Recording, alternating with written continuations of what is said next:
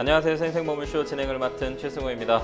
매주 금요일 생생법률쇼에서는 한 주 동안 우리 사회를 떠들썩하게 했던 사건, 사고를 짚어보고 분석하는 시간 함께 하는데요. 이 시간 법률사무소 HY의 황미옥 변호사님과 함께합니다. 어서 오십시오. 네, 안녕하세요. 법률사무소 HY의 황미옥 변호사입니다. 네, 변호사님, 날씨가 좀 쌀쌀해졌습니다. 좀 환절기인데 건강 어떻게 유의하실 시청자분들? 예, 요즘에 점점 환절기에 알러지 반응 많으신 것 같더라고요. 네. 한창 코비드 때문에 환절기 환자가 줄었었는데 다시 또 유행하는 것 같아서 항상 조심하고 아직까지도 마스크를 쓰는 것이 저는 좋다고 생각해서 예, 쓰면 좋을 것 같습니다. 네, 좋은 말씀 감사합니다. 지금 이 방송은 유튜브를 통해서도 실시간으로 함께 방송되고 있으니까요. 많은 시청 부탁드리고요. 유튜브를 통한 소통의 창구도 활짝 열어두겠습니다. 방송 중 궁금하신 질문들 올려주시면 저희가 답도 해드릴 테니까요. 많은 참여 바라겠습니다. 여러분은 지금 생생법률쇼 함께하고 계십니다.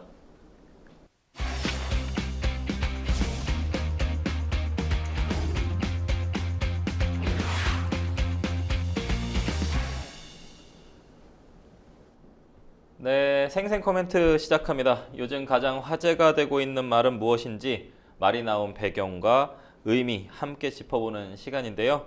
지난 한 주간 있었던 사건, 사고의 화제의 말 살펴보겠습니다. 첫 번째 생생 코멘트입니다. 살인 고의 없었다. 살해 사건에서 좀 피의자들이 많이 하는 말인데요. 어떤 사건일까요? 윷놀이 도중에 다투다가 지인을 살해한 60대. 야, 윷놀이 도중에 다툼을 벌인다는 것도 좀 많을 수 있죠. 근데 지인의 몸에 불을 붙여가지고 살해한 60대한테 징역 35년이 확정됐습니다. 대법원이 원심 판결을 확정을 한 건데요.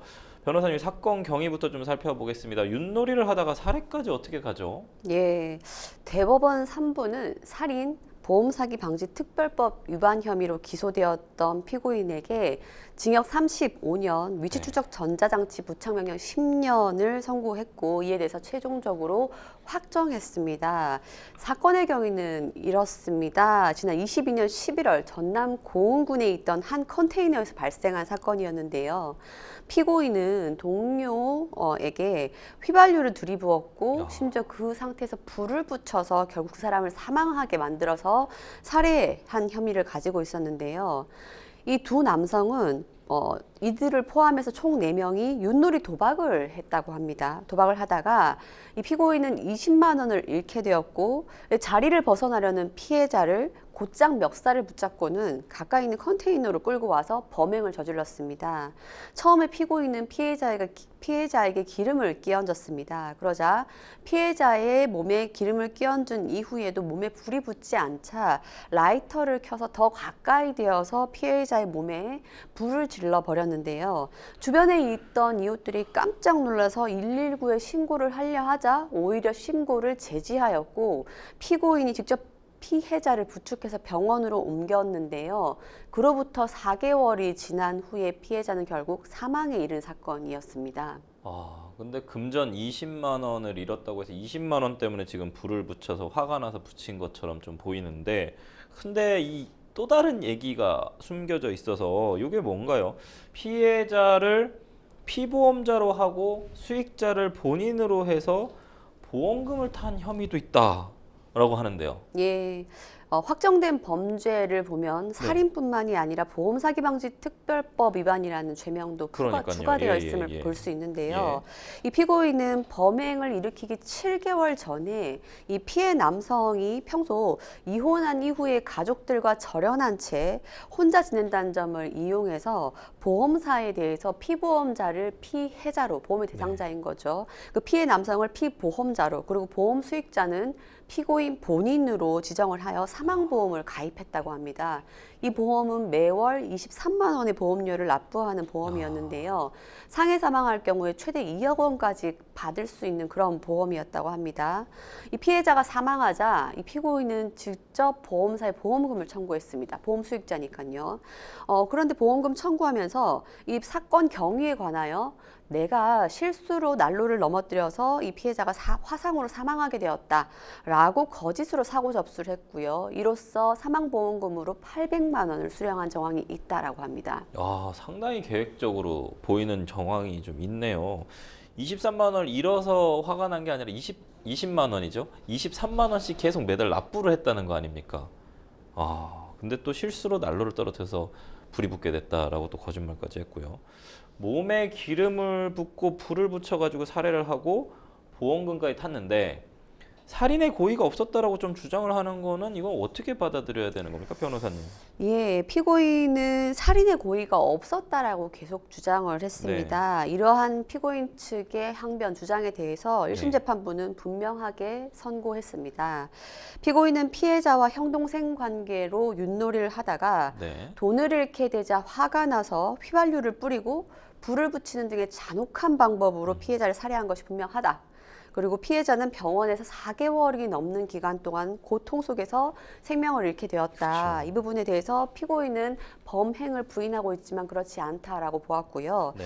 아울러 그럼에도 불구하고 피해 유족들과 아무런 합의를 하지 못했고 또 스스로 피해 회복을 위한 별다른 조치도 하지 않은 점, 그리고 오히려 재판 도중에 피해자에게는 평소 지병이 있었다면서 네. 피해자의 사망을 오히려 슬픔에 빠진 유족의 탓으로 돌리는 등의 행동을 보았을 때는 네. 결코 가벼운 형을 선고할 수 없다라고 해서 네. 징역 35년을 선고했고 아, 네. 위치 추적 전자장치 부착명령 10년을 부과하는 것이었습니다. 아, 네. 이러한 1심 재판부의 판결에 대해서 피고인 측도 살인의 고의가 없었던 것이다 라는 취지로 항소했고요. 네. 검찰은 징역 35년형이 지나치게 과경하다라는 취지로 항소를 했습니다.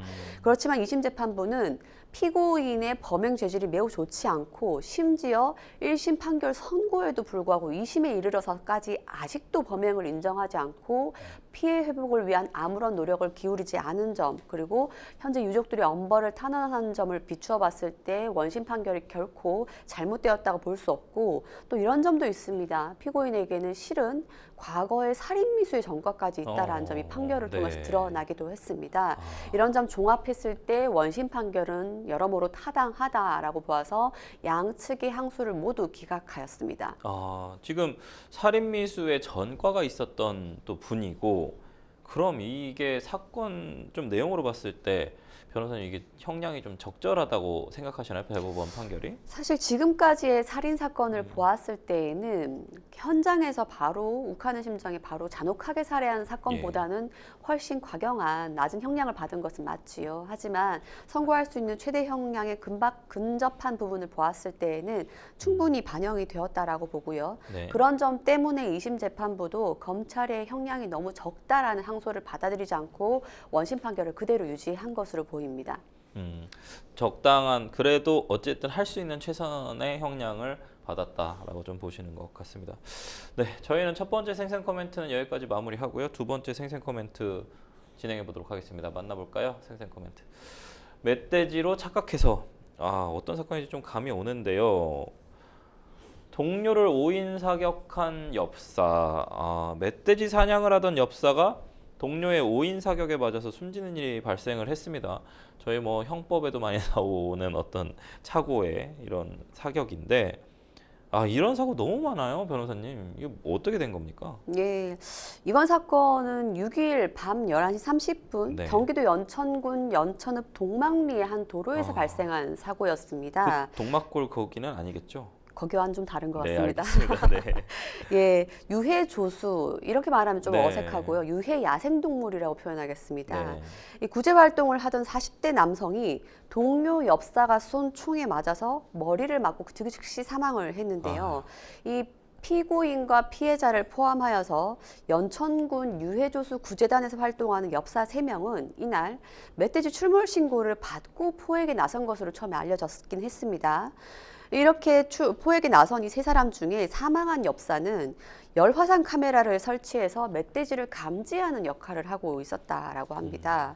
그런데 유해조수 구조단은 멧돼지나 고라니처럼 농작물에 피해를 입히는 유해조수를 구제하는 활동을 한다라고 알려져 있는데요. 이날 동료 엽사가 총을 쏘았다라고 말씀드렸죠. 이 총을 쏜 엽사는 경찰 조사에서 일부러 엽사를 동료를 쏜 것이냐라는 질문에 대하여 실제로 멧돼지가 나타났지만 내가 어두워서 실수한 것 같다라고 해서 멧돼지를 겨냥한 것은 맞지만 잘못 쏘았다라는 취지로 진술했고요. 확인을 했니 피해자도 피고인도 아닌 다른 엽사는 실제로 수렴용 엽총을 정상 출고한 것으로 확인되었다라고 합니다. 이게 나가면 같이 돌아다니는 게 아니고 이렇게 서로 좀 떨어져서 하나 봐요. 상당히 위험할 것 같은데 5인 사격을 한 엽사의 경우에는 업무상 과실치사 혐의가 좀 적용이 되는 걸까요? 예, 사실 이들이 출격을 하게 된 경위를 봤을 때에도 굳이 동료를 사망하게 할 고의까지는 인정되지 그쵸. 않을 것으로 예. 보이고요. 하지만 엄연한 과실은 맞지요. 아울러 이들이 연천군 유해조수 구제단, 유해야생동물 구제단에서 활동하면서 그러니까요. 거의 일상적으로 직업과 같이 활동을 맞아요. 하고 있기 때문에 네. 업무상 과실이라는 좀 더 중한 과실죄로 처벌되게 되었습니다. 그런 좀 얼마나 많이 나갔을까요, 엽사를. 근데 이런 사고가 또 발생한다는 것도 사실 조금 특이하긴 합니다만, 변호사님 최근에도 경북하고 강원에서 멧돼지 포획에 나섰다가 실수로 사람을 총격한 사고가 있었습니다. 이 엽사들은 경찰 조사에서 항상 멧돼지로 인해서 사람을 쐈다라고 진술을 하거든요. 왜 이런 사고 진짜 빈발하는 걸까요?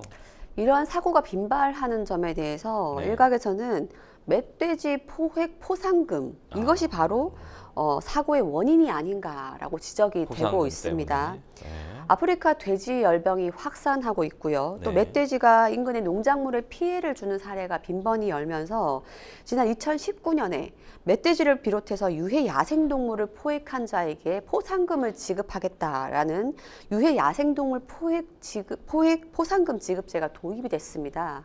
근데 이 포상금 제도를 뜯어보면 정부는 멧돼지 한 마리 포획한 경우 한 마리당 20만 원의 포상금을 지급하고 있고요. 이에 더하여 해당 지자체에서 별도의 포상금까지 또 지불하는 형식이라고 합니다.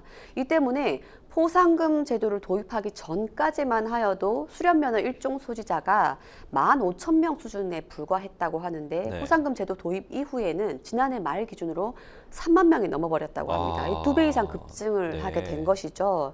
이렇게 엽사 수가 증가함에 따라 엽사들 간의 경쟁도 치열해졌다고 합니다. 이 때문에 한 마리라도 내가 먼저 잡아서 포상금을 받겠다라는 경쟁이 치열해지고 네. 덩달아 멧돼지 5인 사격 사고도 급증하게 된 것으로 보입니다.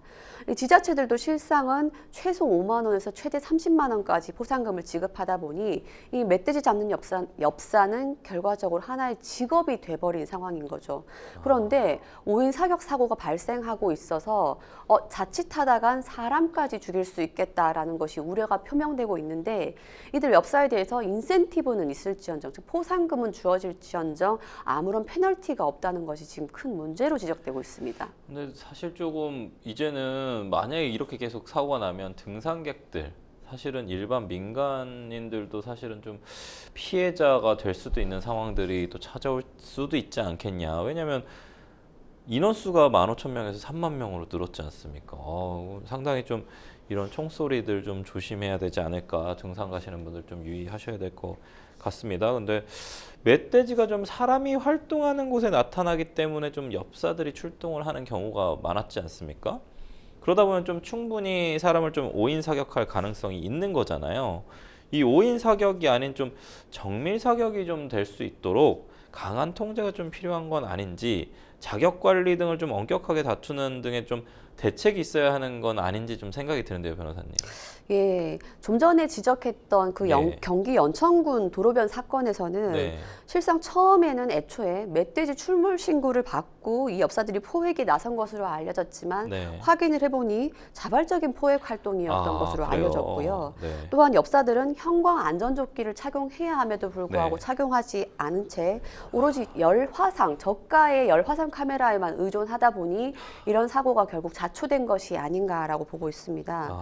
말씀 주신 것처럼 사고가 빈번하게 일어나고 있습니다. 영주시에서도 한 60대 엽사가 주변 인근의 밭에서 콩밭에서 모종을 심던 한 농민에게 멧돼지로 착각한 나머지 총격을 했고요. 결국 그 50대 무고한 농민이 사망하는 사고도 발생했는데요. 이런 점에 대해서 결국은 강한 통제가 이제는 필요하다라는 지적 한 목소리로 나오고 있습니다. 야생생물관리협회 관계자 측에서는 이 저가형 열 화상 카메라에만 의존할 것이 아니다. 그러다 보니 빨간 물체만 보면 포상금에 대한 욕심으로 방아쇠를 당기는 상황이 벌어지고 덩달아서 오인 사격 사고가 급증한 것이 아니냐. 가령 수련 면허 자격 취득 요건을 강화하고 또 안전교육도 강화할 필요가 있다라고 분명히 지적했습니다. 제가 얘기를 들어보니까 지금 이것도 오후 11시 30분이에요. 완전 이제 자정 시간으로 가는 시간에 야간에 눈도 잘 안 보이는 밤이잖아요. 이때 그냥 단순히 열화상 카메라로만 한다는 게 상당히 좀 문제가 있어 보입니다. 낮에만 좀 할 수 있게 하면 좋은데 낮엔 안 돌아다니니까 그러는 거겠죠, 멧돼지가.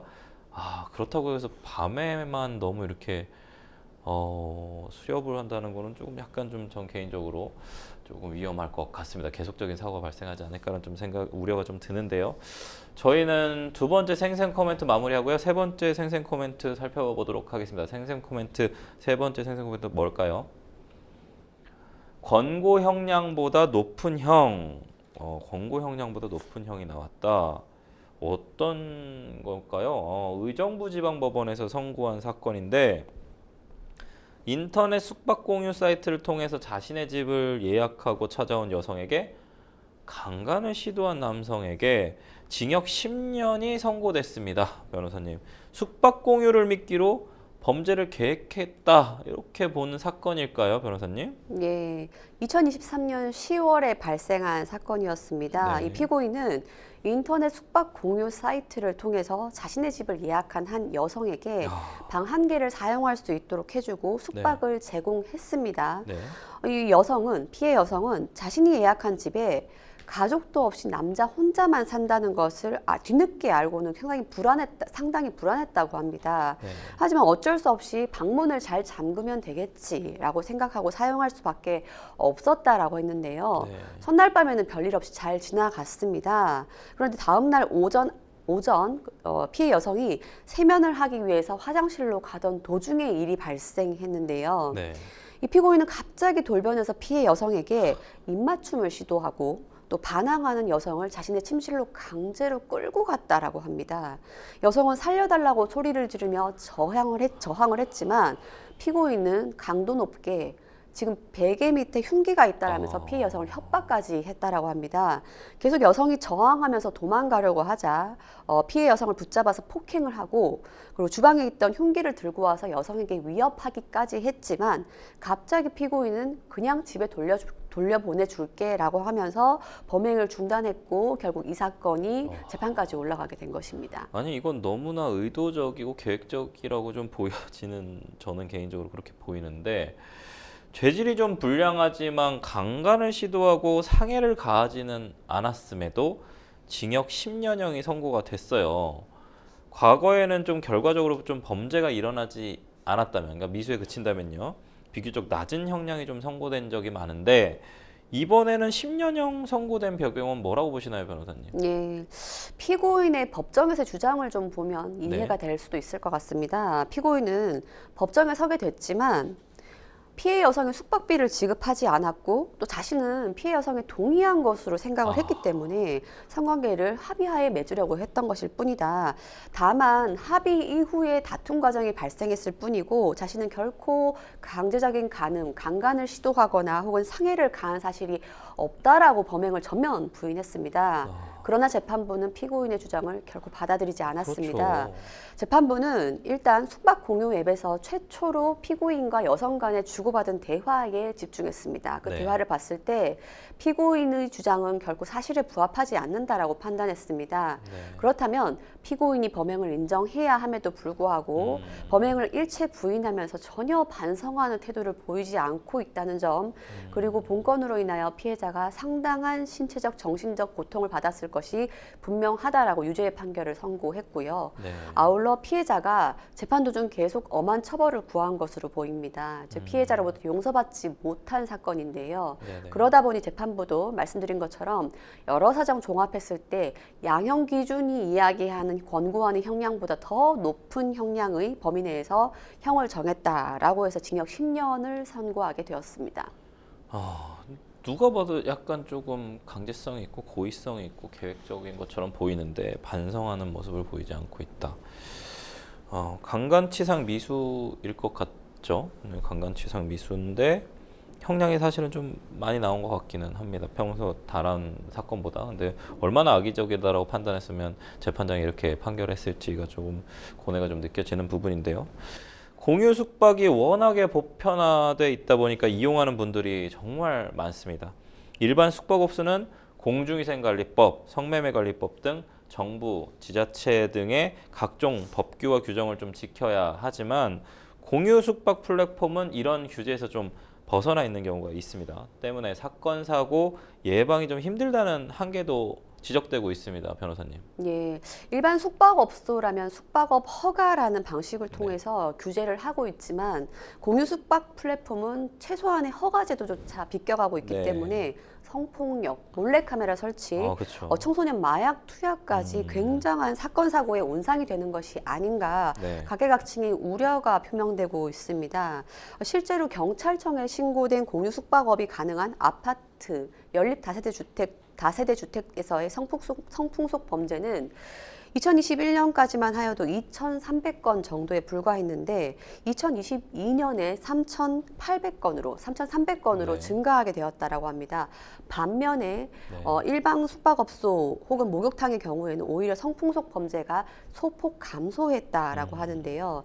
이러한 점에 대해서 문화체육관광부 관계자는 공유 숙박 플랫폼에 등록되어 있는 업소는 일단 위치가 확인되지 않기 때문에 단속에 한계가 있다는 점, 그리고 모니터링을 통해서 불법 영업이 의심되는 업소에 대해 단속을 하고는 있지만 플랫폼에 대한 명확한 법적 규제가 없는 점을 한계로 지적을 하고 있습니다.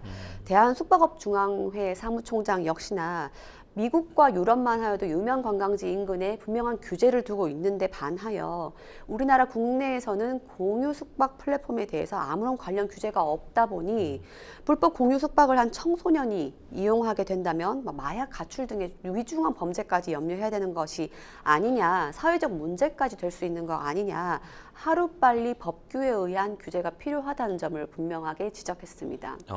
만약에 이런 범죄 온상이 계속된다고 하면 결국엔 공유 숙박 플랫폼에 세금을 부과한다든지 아니면 허가제로 변경한다든지 이런 부분들이 좀 생길 수도 있다라는 좀 생각이 듭니다. 이게 사실은 편의성이 증대하고 기술의 발전으로 인해서 이렇게 뭔가 플랫폼이 좀 생기면 이용하는 소비자들은 상당히 좋은데 이걸 꼭 또 악용하시는 분들이 있거든요. 그러면 뭔가 또 제재가 들어갈 수밖에 없는 것이 국가의 또 책무기도 하고 사회 구성원들이 요구할 수밖에 없는 그런 부분인 것 같습니다. 지금까지 생생 코멘트 만나봤고요. 저희는 뉴스픽스로 다시 돌아오도록 하겠습니다. 여러분은 지금 생생법률쇼 함께하고 계십니다.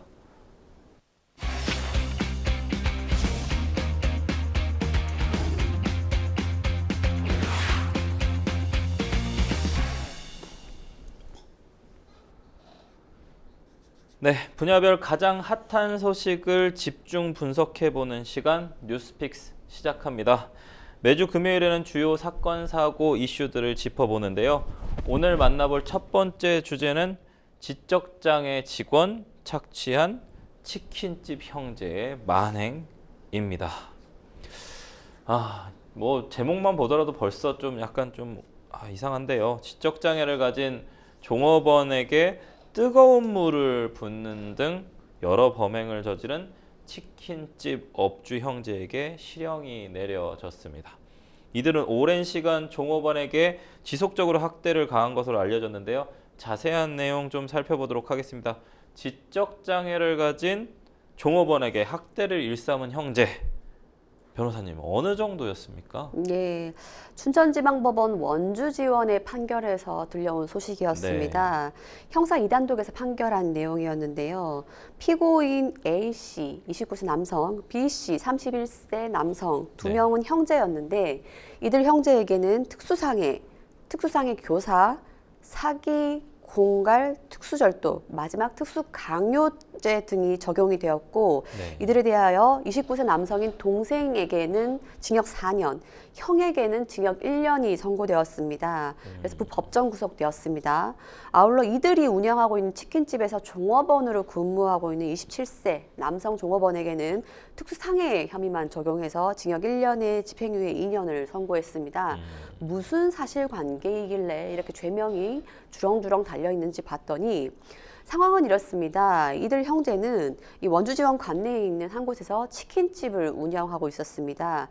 주된 피고인인 이 A씨, 동생이죠. 이 사람은 2022년 7월부터 같은 해 11월 중순까지 원주에 있는 한 치킨집에서 종업원인 피해자 D씨가 늦게 출근하거나 주방 보조일이 마음에 들지 않는다는 이유로 단순 폭행하거나 혹은 친형인 B, 혹은 종업원인 C와 함께 공동 범행한 혐의로 기소가 됐습니다. 공소장에 보면은 자세한 범행 사실이 드러나 있는데요. 이 동생인 A씨는 22년 11월 중순에 길이 26cm의 스패너를 가지고 피해자인 D씨의 엉덩이와 머리, 어깨 등등을 전신을 여러 차례 내려쳤고 또 같은 달 말에는 책상에 왼팔을 올리게 해 망치로 내리치고 또 피하면 얼굴과 머리를 때려서 전치 6주의 상해를 입혔다라고 합니다. 뿐만 아니라 11월 중순에는 다른 종업원들로부터 50만 원을 빌려달라라는 요청을 받자 이런 이야기를 했다고 합니다.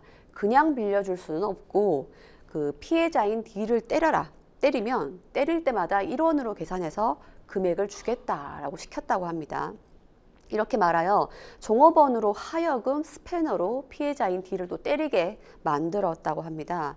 부족합니다. 이것이 끝이 아니라 이 A와 B 형제는 그해 10월에 이 D라는 피해자가 근무 중에 도망을 갔다라는 이유로 치킨집 화장실로 데려가 옷을 벗게 한 후에 끓인 물을 오른팔에 붓고 또 냄비에 10초간 팔을 지지게 하는 등의 전치 3주의 2도 화상을 입게 한 상해 행위도 했습니다. C라는 종업원이 이 피해자인 D가 반성문을 쓰고도 계속 출근하지 않자 10월 말에 근무지에서 도망가게 될 경우 1억 6천을 지급하기로 한다. 라는 이런 차용증, 지급각서에 서명하게 만들고 또 심지어 날인을 할 때에도 흉기로 스스로 엄지손가락을 찌른 다음에 흐르는 피로 지장을 찢게 만드는 행위 등을 했다고 합니다. 이게 무슨 굉장히 느와르 영화도 아니고요. 이러한 범행이 아니죠. 만행이죠. 이러한 형제의 만행으로 인해 피해자인 D씨는 오른쪽 귀에 변형이 왔다고 하고요. 뜨거운 떡볶이 국물을 부어서 다친 오른팔에는 끔찍한 화상의 흔적이 여러 군데 남아있다라고 합니다.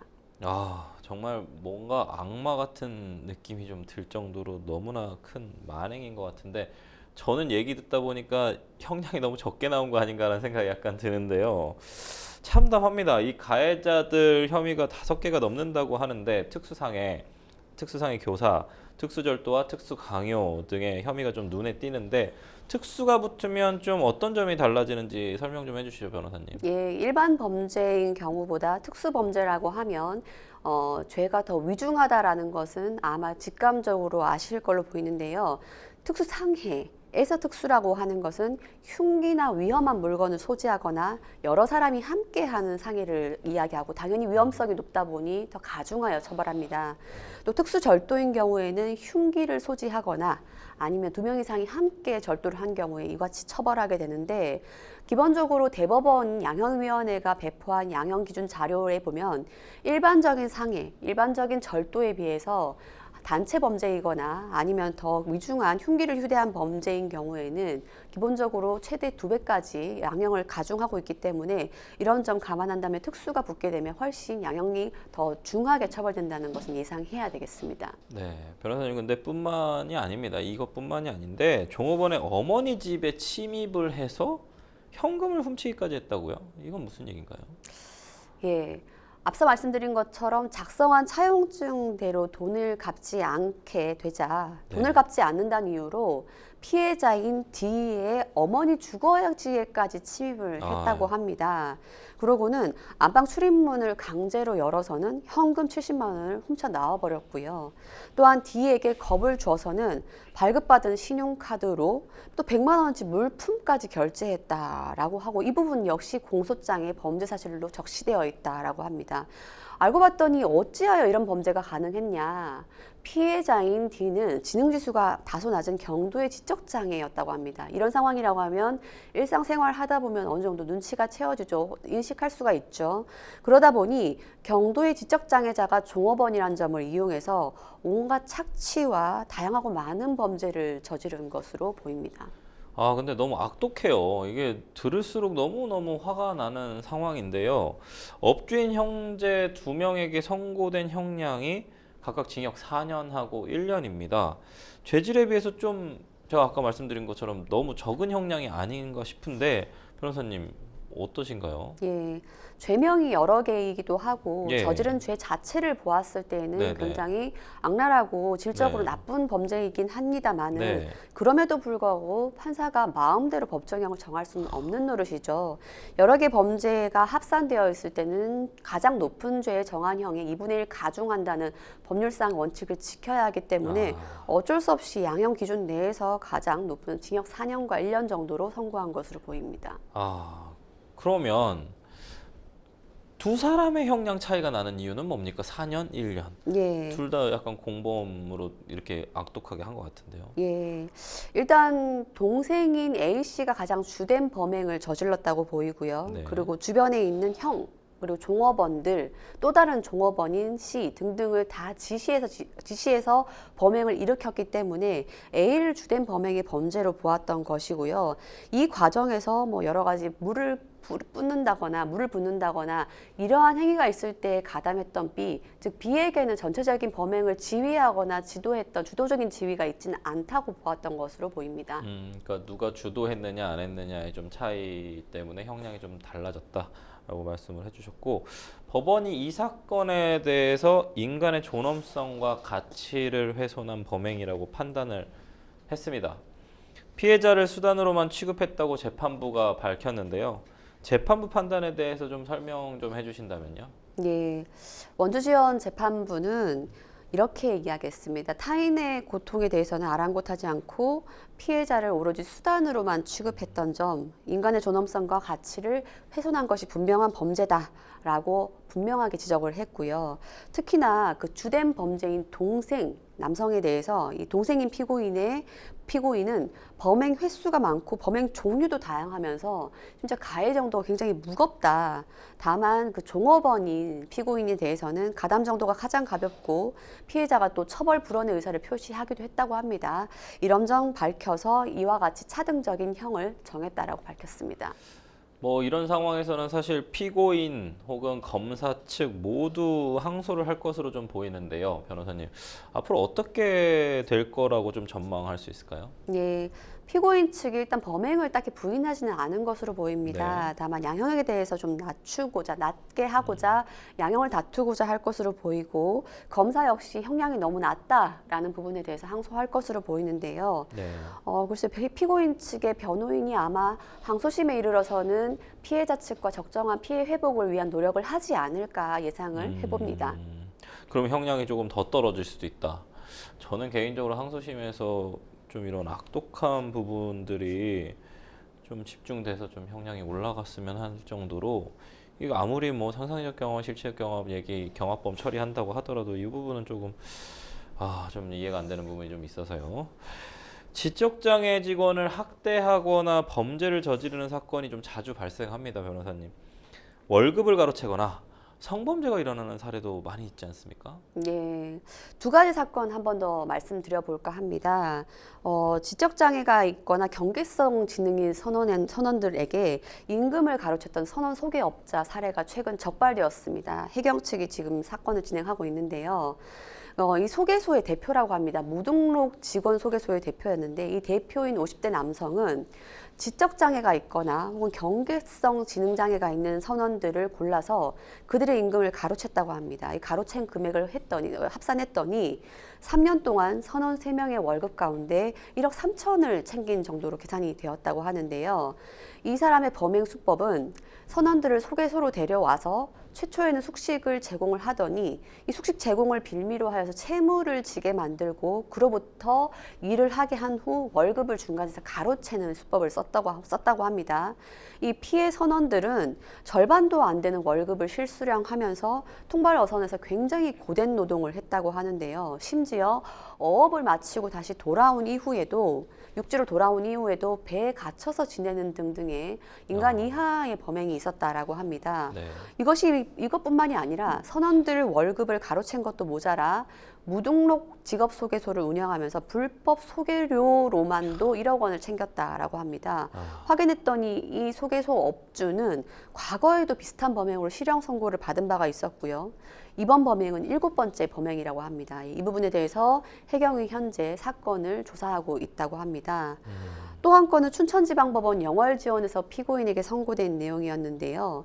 이 빵가게를 운영하고 있는 업주가 20대 지적장애 여성 직원을 성폭행하고 또 고용보조금까지 편취한 사건이었는데 이 사건에 대해서 공소장을 확인했더니 여성이 지적장애인 것을 이용해서는 임금을 50만 원만 지불했음에도 불구하고 마치 100만 원 이상을 지급한 것처럼 고용보조금 편취하고 또 그 사이에 이 지적장애 여성에게 4차례 강제로 간음한 혐의까지 받았습니다. 이 부분에 대해서 영월지원 측은 기본적으로 이 범행에 대해서 유죄의 판결을 선고했다라고 하고요. 무엇보다도 장애인 중간간 혐의 그리고 지방자치단체 보조금 관리에 관한 법률 위반 등의 혐의로 징역 8년 선고하고 7년간 취업제한 명령, 아울러 3년간 보호관찰 명령까지 부과했다라고 합니다. 현재 이 사건은 서울고등법원 춘천 원해재판부에서 항소심 진행 중이라고 합니다. 사회적 약자이고 사실은 좀 어떤 항변을 할 수 없는 피해자들을 대상으로 해서 하는 범죄들은 조금 더 가중처벌해야 되는 부분들이 존재하지 않을까.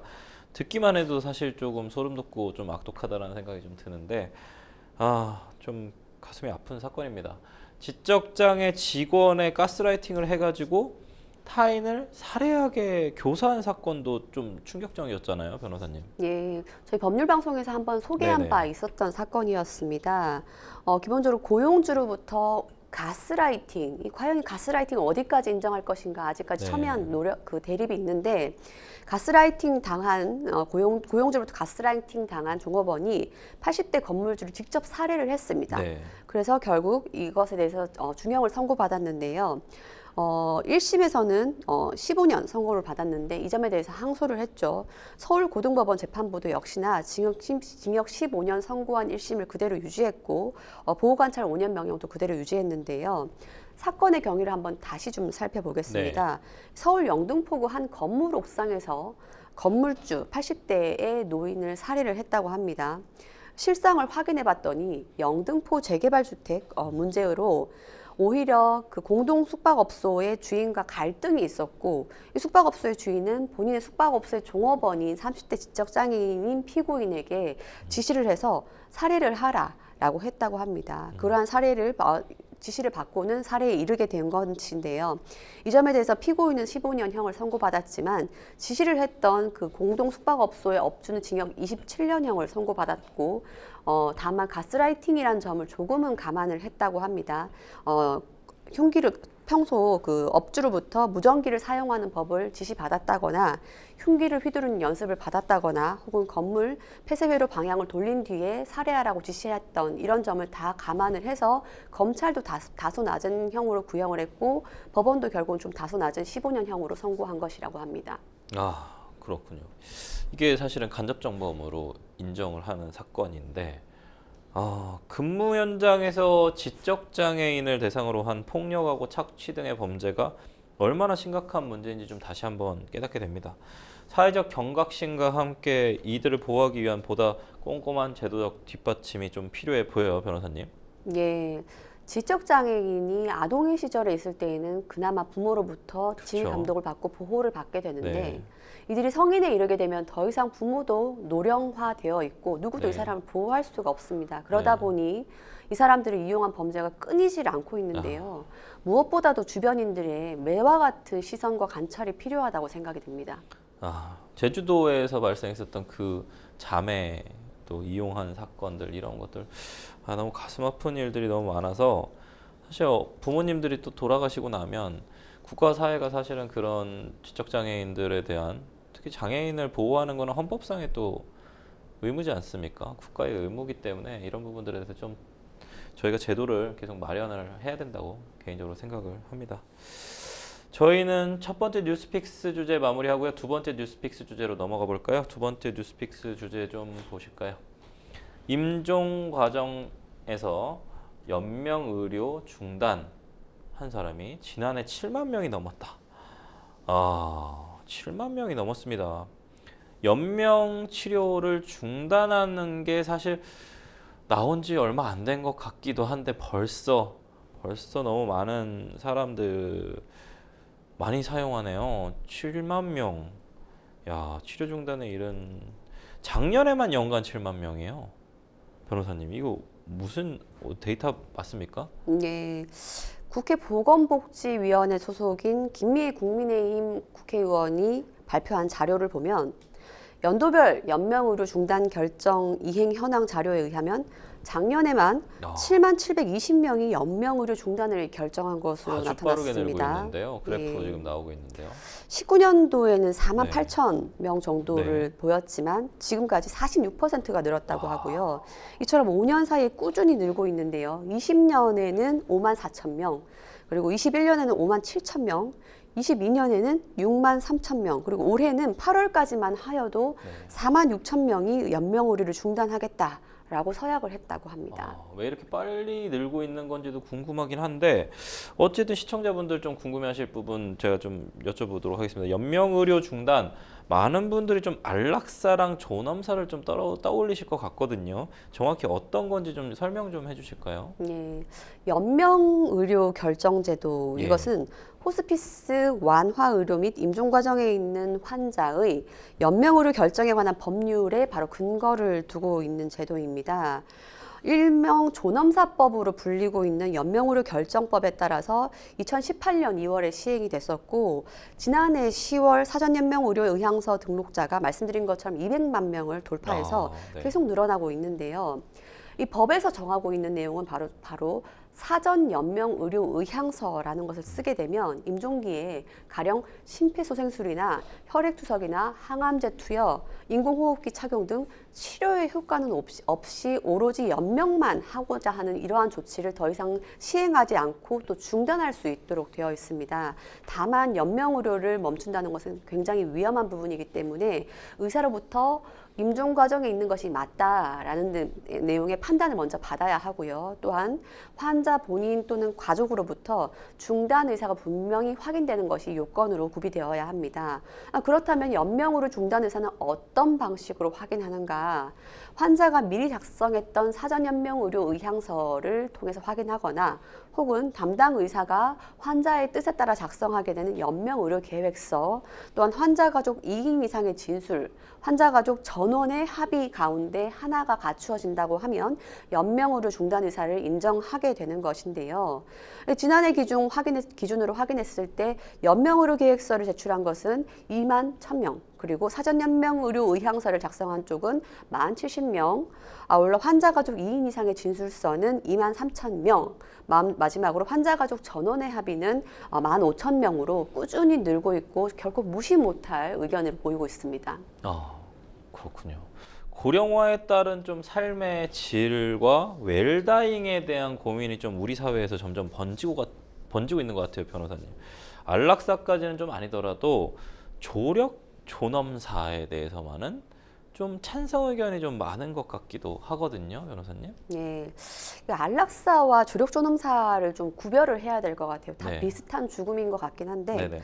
이 안락사라는 것은 한창 시끄러웠던 내용이었죠. 즉 그렇죠. 의사가 의도적으로 약물을 투여하는 등의 방법으로 혹은 인공호흡기를 떼는 방법으로 환자를 의도적으로 의사가 죽음에 이르게 하는 좀 더 적극적인 조치를 의미하는 것을 안락사라고 하는 것이고요.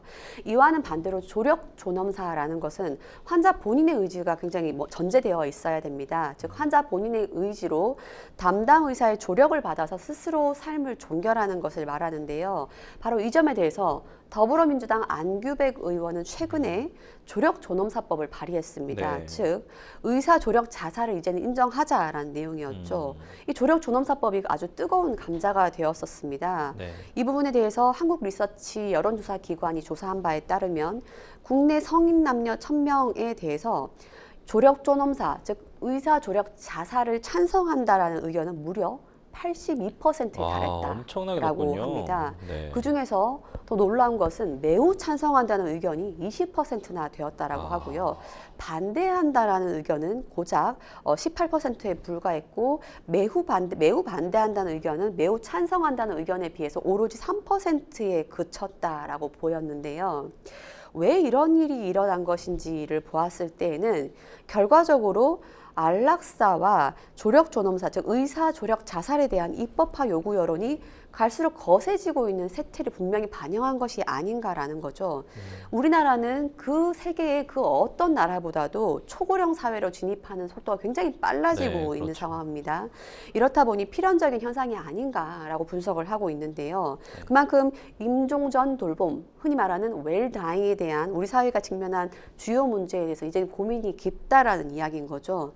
말씀드렸던 것처럼 연명의료결정법이 제정이 됐습니다. 18년 2월에 시행이 됐는데요. 이 때문에 불필요한 연명의료는 이제 중단하자. 여기까지는 사회적 공감대가 마련이 됐지만 이보다 한 발 더 앞서 나아간 즉 안규백 의원이 발의한 조력조nom사에 대해서는 아직까지는 논의가 뜨거운 것으로 보이고요. 말씀드린 것처럼 조력조nom사법이 아직 통과가 되지 않다 보니 조력조nom사와 안락사를 취했다가는 우리 법에서는 분명히 불법이 맞습니다. 아직까지는. 그래서 형법상 촉탁살인죄나 혹은 자살방조죄 등으로 엄연히 징역형 등에 처벌하도록 되어 있죠. 종교계와 사회계는 이 부분에 대해서 어떠한 입장이냐면 분명한 반대의 입장을 보이고 있습니다. 네. 특히 여러 가지 생명 경시 풍조를 부추기는 것 아니냐, 오히려 자살 예방법과 상충되는 부분이 아니냐라는 것이고요. 네. 사회적 혼란을 초래할 수 있다는 법에 대해서 아직까지는 종교계와 사회계 그리고 의료계 시민단체 등은 반대하는 목소리를 분명히 내고 있는 현실입니다. 그렇군요. 그래서 제가 좀 질문드리고 싶은 게 최근 조력조nom사 헌법 청구가 있었단 말이에요. 정부가 우려의 의견을 밝혔어요. 종교계, 의료계, 시민단체들과 좀 비슷한 궤를 하는 거죠. 아무래도 좀 생명 경시풍조 확산이 좀 걱정스럽기도 한데 이거에 대해서는 어떻게 생각하십니까? 예, 이 헌법소원 청구 소식에 대해서 생소하신 예. 분들도 계실 것 같은데요. 네. 지난 2020년 하반신이 마비되어서 네. 회복과 치료가 불가능하다고 진단을 받았던 이명식 씨가 제기한 것이 바로 이 헌법소원 청구였습니다. 네. 이 이명식 씨는 척수염 진단을 받았다라고 합니다. 네. 하지만 거동이 불편해서 스스로 조력조nom사를 선택할 수 있도록 희망을 하고 있는데 조력조nom사를 실행을 하자니 말씀드린 것처럼 대한민국에서는 아직까지 불법의 영역이 있기 때문에 스위스 단체에 직접 가입을 해서 스위스로 떠난 후에 스스로 조력조nom사를 실행을 하려고 했습니다. 그런데 떠나려고 했더니 딸의 도움을 받아서 비행을 가야 되는데 비행기를 타야 되는데 이러한 과정에서 딸이 도와주었다가는 혹은 동행했다가는 딸 자체가 형법상 자살방조죄로 처벌되지 않겠냐라는 우려가 있어서 이조차도 실행을 하지 못했다고 하죠. 이 때문에 결과적으로 이명식 씨와 그 딸은 이 부녀는 연명치료 결정법이 말기 환자의 연명치료 중단 정도, 즉 소극적 안락사만 규정을 하고 있을 뿐 우리가 진정으로 바라고 있는 조력 존엄사에 대해서는 입법하지 않고 있는, 즉 입법적 부작위 자체가 헌법을 위반한 부분이 있다라고 해서 헌법소원 심판 청구를 제기를 했고요. 아울러서 형법에 대해서도 이야기를 하고 있습니다. 네. 말씀드린 것처럼 형법은 자살방조죄를 엄연한 범죄로 처벌하고 있는데 이 자살방조죄, 즉 형법 252조 3항이 자살방조죄를 처벌하면서 다만 예외적으로 이러한 경우엔 처벌하지 않을 수 있다. 뭐 예를 들어서 환자의 진지한 촉탁이 있다거나 환자의 진지한 부탁이 있는 경우에는 처벌하지 않을 수 있다는 예외 규정을 두지 않고 있는 것, 바로 이러한 입법 부작위가 헌법상 기본권을 침해한다라는 이유로 헌법소원 심판 청구를 제기한 것으로 알려졌습니다. 이러한 굉장히 진중하고 무거운 헌법소원 심판 청구에 대해서 헌법재판소는 각계각층의 의견을 요청할 수가 있죠.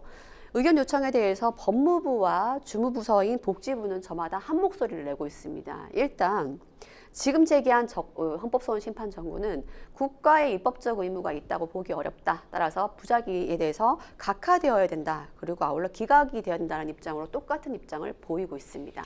네, 아무쪼록 존엄한 죽음으로 가는 과정에서 국가적, 사회적 또 개인적 준비를 위한 논의가 필요한 시점이 아닌가 합니다. 생생범쇼 어느새 마칠 시간입니다. 오늘 함께해 주신 황미옥 변호사님 고맙습니다. 방송이 끝나더라도 상담 접수는 계속되니까요. 변호사들에게 무료 법률 상담 받고 싶으신 분들은 평일 오전 9시부터 오후 6시까지 02-557-8295번으로 상담 문의 주십시오. 생생범쇼 오늘 준비한 내용은 여기까지입니다. 함께해 주신 시청자 여러분 고맙습니다.